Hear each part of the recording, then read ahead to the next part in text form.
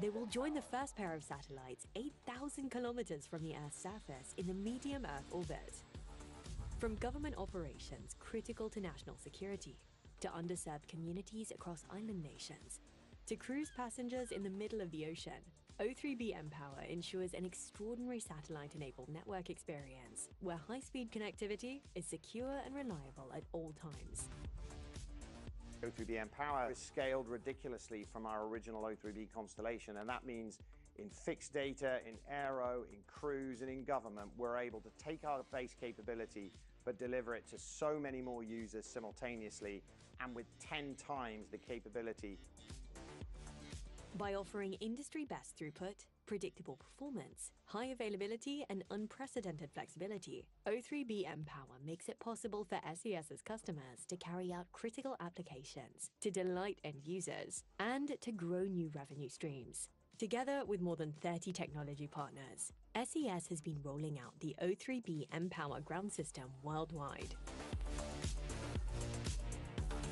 The next generation ground equipment is more portable, easier to install, and more efficient, enabling faster access to secure and reliable O3b mPOWER services. A new era of high performance is here. Are you ready?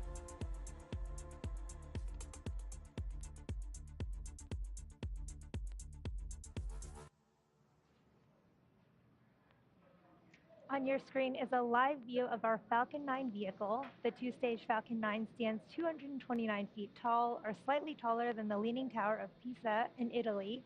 When it's fully fueled, it'll hold just over 1 million pounds of propellant that the vehicle will burn through in less than 3 minutes after liftoff. We began loading those propellants on both stages at about T-minus 35 minutes. Now, starting from the very top of the rocket, our payload today is safely enclosed inside of the 17-foot diameter payload fairing, which is that structure at the very top of the rocket. It's made out of a carbon composite material. The fairing protects satellites on their way to orbit, and the fairing halves will be jettisoned approximately 3 minutes into flight. Now, for today's mission, we have 2 spacecraft on the second stage and inside the fairing. Each payload will deploy at separate times, about 6 minutes apart from each other. And the fairing halves supporting today's mission are flight proven, with one half flying for its 3rd time and the other half flying for its 4th time. Now, just below the payload fairing, we have the second stage that will take the O3b mPOWER payload to space. The second stage will ignite its single Merlin vacuum or MVac engine about 2.5 minutes into flight, and then relight for a 2nd and 3rd time before we deploy the 2 satellites. Below the second stage, we have the inner stage, which is a part of the first stage. And as you can see on your screen, the carbon fiber inner stage has a distinct black color because it is unpainted TPS, or thermal protection system, and it protects the composite material of the inner stage. Now, at the bottom of the first stage, there are 9 Merlin engines that will get the Falcon 9 off the ground and up into the thinner parts of the Earth's atmosphere. Shortly after liftoff, the first and second stages will separate from one another. Then the second stage will continue to orbit, while the first stage will start making its way back down to Earth. The first stage is designed to be reflown with minimal refurbishment between flights. Today's booster is actually flying for the 2nd time, having previously supported the Crew 6 mission back in March, a little less than 2 months ago. Now, if we're successful in recovering the booster on screen, it will mark the 188th successful recovery of an orbital-class rocket. And lastly, that large truss structure. For strong back retract. That large truss structure is the strong back, or the TE, transporter erector. As you heard on that call out, we are pressing for the strong back retraction. But the TE is what routes the vehicle's fluids, power, and telemetry umbilicals from the ground systems to the rocket and satellites until Falcon 9 goes on internal power and clears the pad. Strong back retract has started. Yeah, you heard that call out that the sequence for starting strong back retraction has begun. You'll physically see the strong back retract in just a few moments. Now, while we're waiting for the TE to retract, you'll see that the clamp arms just below the fairing are opening there. You can see that they have opened up. Now the first stage is connected to a launch mount at the base of the TE, but the structure is hinged, so it will retract away from the vehicle in preparation for launch. And as you heard, the strong back is also what the launch team refers to as the transporter erector. Now at this point in the countdown, both the first and second stages are nearly fully loaded with 1 million pounds of kerosene fuel and liquid oxygen.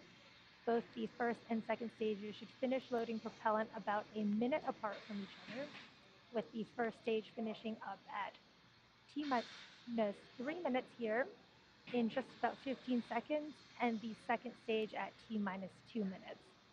Now those white clouds you see around the vehicle is the chilled gas. Stage 1 LOX load complete. There's that call out that stage 1 liquid oxygen loading is complete. Stage 2 should follow shortly in just about a minute. Now again, that venting white cloud that you see is from the TE LOX line and is totally expected.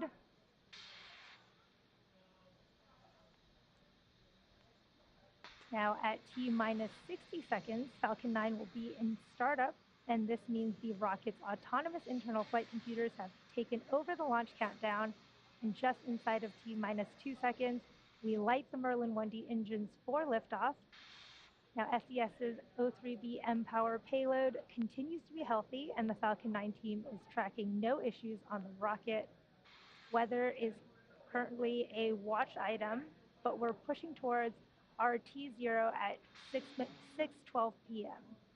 Eastern Time in hopes of clearer skies, and the range is ready for support.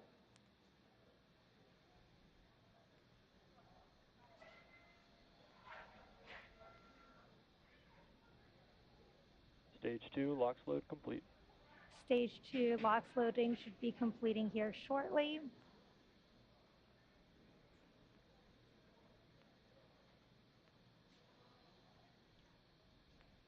Now again, at T-minus 1 minute, Falcon 9 will be in startup, where the first and second stages will begin pressurizing for launch, and Falcon's internal flight computers will take over the launch Ground gas countdown. closeout.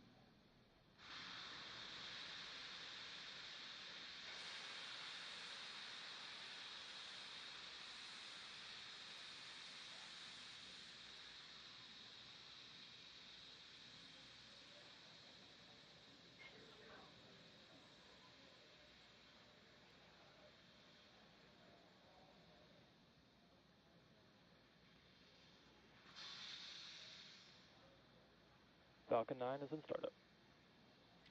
Falcon 9 is in startup. The internal flight computers have taken over the launch countdown.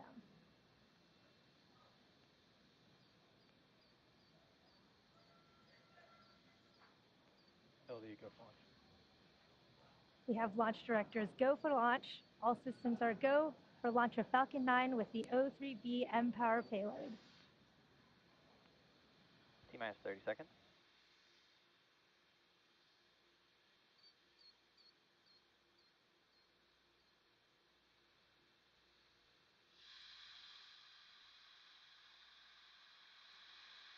-15 seconds. T-minus 10, 9, 8, 7, 6, 5, 4, 3, 2, 1. Ignition, engine full power, and go! Falcon 9 and SES O3b mPOWER.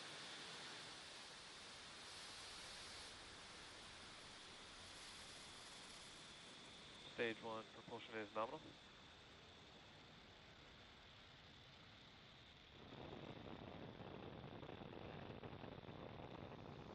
Vehicle's pitching down range.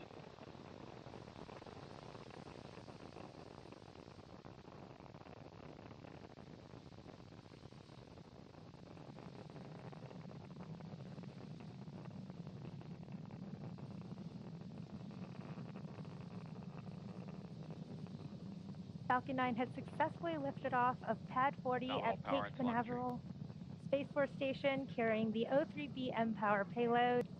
During ascent, we tilt the engines, technically called gimbling, and this turns the rocket horizontally in what we call a gravity turn. Supersonic.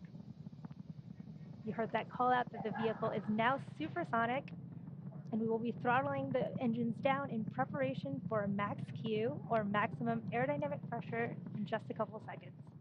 Max Q.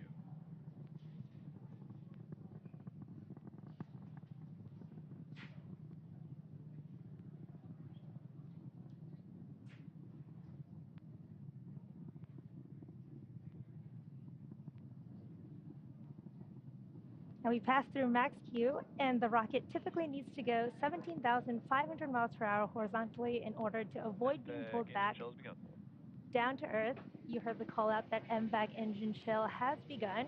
Now this is in preparation for 3 events coming up in quick succession, which is main engine cutoff, stage separation, and second engine startup 1. So these 3 events will all be happening in about 30 seconds here, starting with main engine cutoff of those first stage engines that you can see on your screen right now.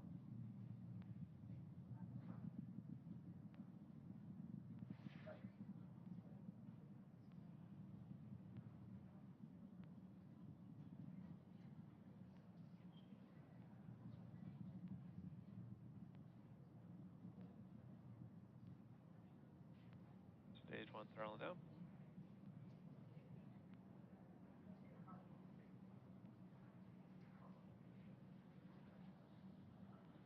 And MECO. Stage separation confirmed.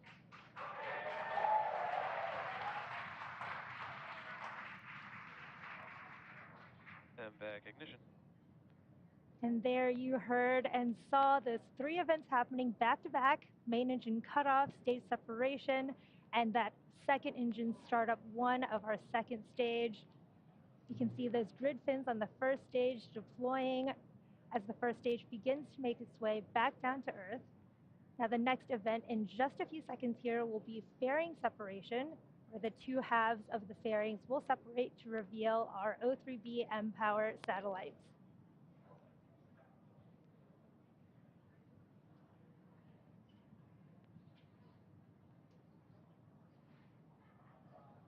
Fairing separation confirmed. There's that confirmation of fairing separation, and we will be attempting to retrieve these fairing halves again today once they fall back down to Earth using our recovery vessel, Bob. It's T plus 3 minutes and 50 seconds here into today's mission, and we are in the first of 2 planned MVAC burns for satellite deployment. Acquisition of signal, Bermuda. In about 2.5 minutes here at T plus 6 minutes and 30 seconds, you should see on your screen the first stage's entry burn. Now for this entry burn, we relight 3 of the M1D engines, starting with the center E9 engine, followed shortly by the E1 and E5 engines, which are all in a row. And this entry burn will slow the vehicle as it passes down into the Earth's atmosphere.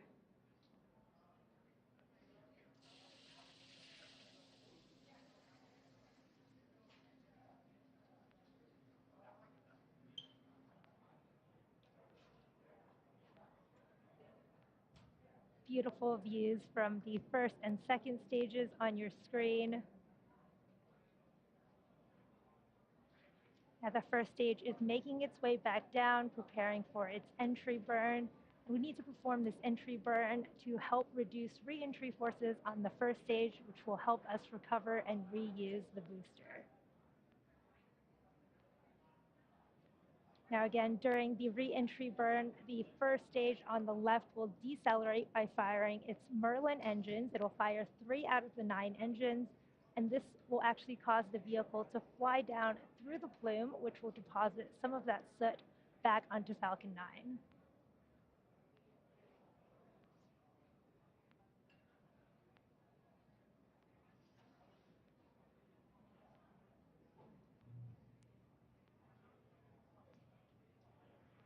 Beautiful views from the first and second stage. Again, that second stage is in the first of 3 planned burns, carrying our 2 O3b mPOWER satellites. And the first stage is coming down, awaiting the start of its entry burn at T plus 6 minutes and 30 seconds. This will be about a 20-second entry burn.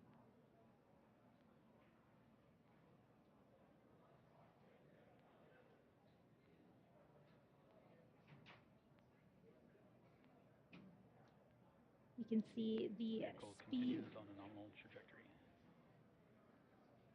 You can see the speed of both the first and second stages on the bottom left and right hand side of your screens respectively. First stage is about to start its entry burn. Stage 1 FTS has safed. Stage 1 entry burn startup. There's the start of the first stage entry burn.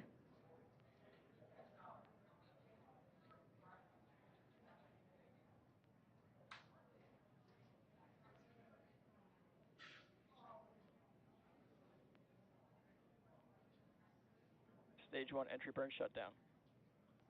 That was a good entry burn from the first stage.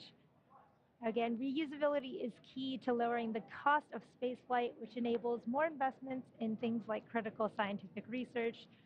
Now, the Falcon 9 first stage that's supporting today's mission just performed its entry burn for the second time after previously having supported the Crew 6 launch just last month.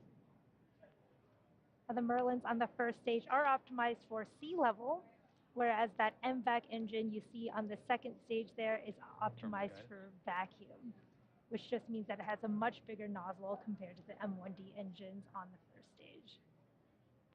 Now, coming up in about 20 seconds, we'll have the shutdown of our MVAC engine on the second stage, followed quickly by the landing burn on our first stage.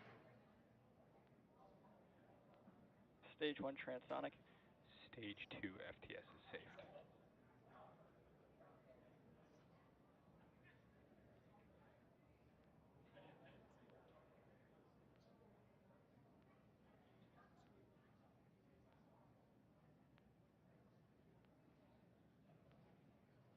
And Seco. There was confirmation of second engine cutoff Nominal parking orbit insertion. and a nominal orbital insertion. Stage 1 landing burn. There is the start of our stage 1 landing burn, and you can see that drone ship coming in quick.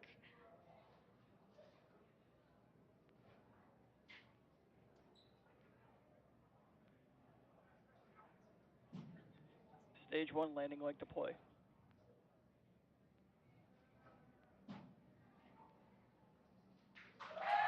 Stage 1 landing confirmed. What an awesome view of that first stage recovery. Everyone's very excited here in Hawthorne. And there you have it. That landing marks SpaceX's 188th recovery of an orbital class rocket, including first stage landing of Falcon 9 and Heavy. But the mission isn't over just yet. The second stage is now embarking on its first coast phase. Now, after this coast phase, we will light that MVAC engine for a second time around the T plus 27-minute mark. So we'll see you back here in about 17 minutes.